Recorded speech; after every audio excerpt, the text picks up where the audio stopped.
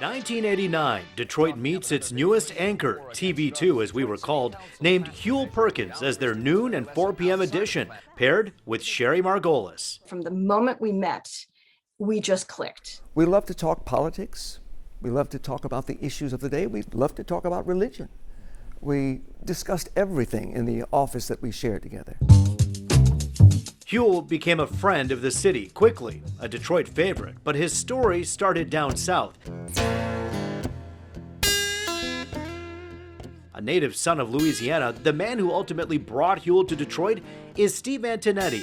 But it all started when Huell was in law school, while also working as an anchor in Baton Rouge. Steve was in St. Louis and flew to see Huell with an idea. What do you remember about that dinner? Well, the main thing was I explained what we were trying to do, but he said that he didn't eat chicken because I think his grandfather had choked on a chicken bone or something like that.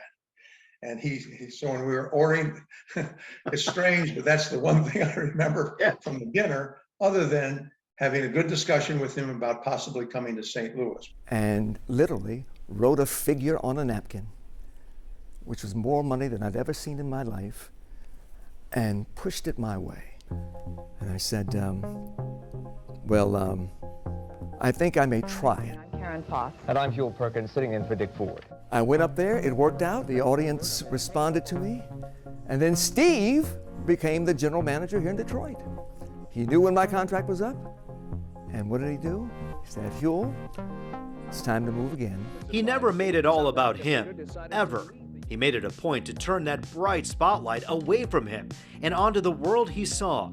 From Nelson Mandela to Rosa Parks, Perkins has interviewed countless high-profile leaders, but it's his connection to everyday Detroiters that cemented his legacy in our city. And he would just go in and not try to do what he thought others would do. He just tried to do Huell. It is still a problem today, but it's a problem that can be solved. And if you look closely, you can see the signs of new life and new hope. Huell's wife, Priscilla, says humility and authenticity are two qualities that people don't just see, but feel when they watch him. But in terms of what space there is between who you see on TV and who you see at home, there's little. What you see with him is what you get. And that's the integrity part of it. I have been with Huell 40 years. Almost as long as he's been a newscaster. And what I've always admired about him, and I've always told him, I said, even if we weren't a couple anymore, he would still be the first person I'd call if I had a problem, if I wanted to resolve an issue, if I wanted money advice.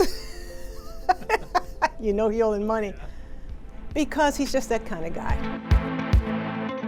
Good evening, I'm Huell Perkins. And I'm Monica Gale. Then he met his co-host in 1997. It was his pairing with Monica Gale that began a new chapter of television in Detroit, a pair that would be together for 25 years. Monica Gale and I gelled immediately. Even though we come from different places, I'm from Louisiana, she's from the state of Washington. She has had network experience. Most of my experience has been in local news, but as soon as we sat together on that anchor desk, a team was born.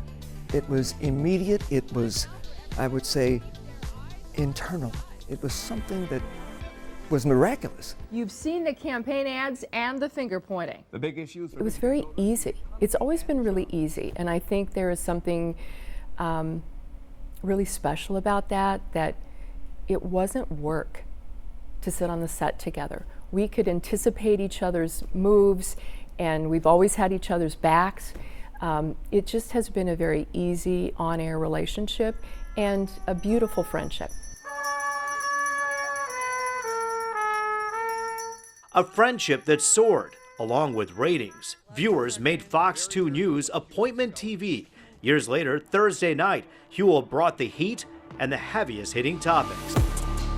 To Let It Rip. Sam, I don't know whether you're crazy or arrogant or both, but we thank you for being here live with us. Well, it takes one to know one, whatever I am. Well, let me tell you this, let's get right to business. Calling Otis Mathis, who is 55 years old, a young man who maybe didn't know better.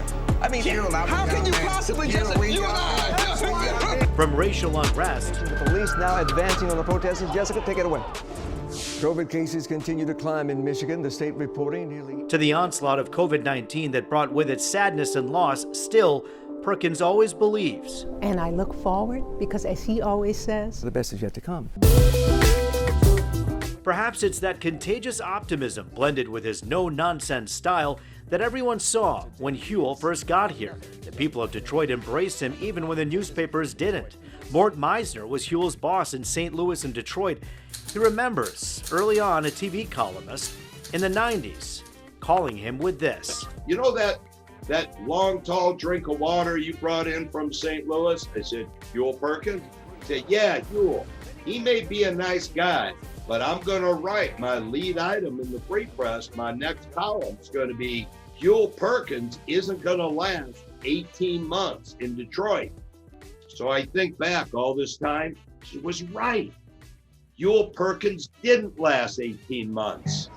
Darn it, he lasted 31 years. Never has anyone been more wrong. About someone who was just so right. So as Huell Perkins signs off after an incredible career. Wanted to ask you what's next for Huell Perkins. Nothing. Come on. There has to be something in your mind that you're not saying that you could tell us. Give us a hint. Do you have any ideas about future businesses, maybe some leadership programs? What are you thinking about? Here's what I want to do. I want to make sure that there are more people than ever before earn money. I think money is far more important than people admit or realize. And I want to be sure that everybody has access to increasing their earning potential in life. I don't know what that is. But it's all right now, right? No, it's been good all the way. You go. He looks forward to the future filled with filling other people's days with light. But I'm also going to write music. I have no talent, but I just bought a 88-key piano. I'm going to write music.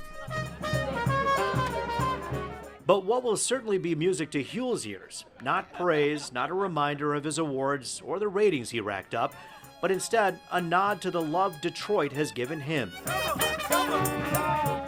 besides the great ties and pocket squares and the tailored suits, I think it's because he brings a certain sincerity and skill set and knowledge. He is the ultimate preparer.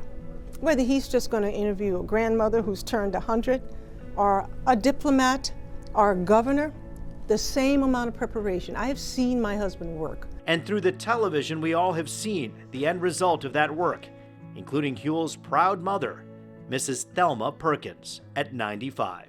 It was very wonderful. I really did enjoy seeing him on TV and doing such a tremendous job, because I know how television is so competitive. If you're not doing a good job, you don't stay there.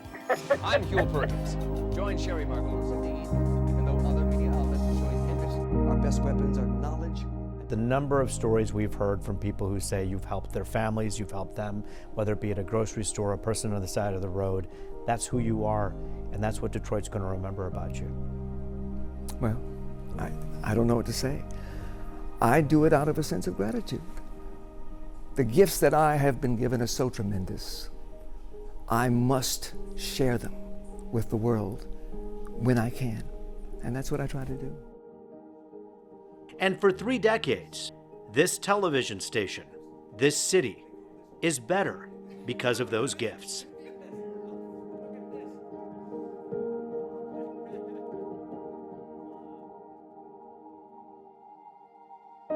This is not a wake, people. Come on.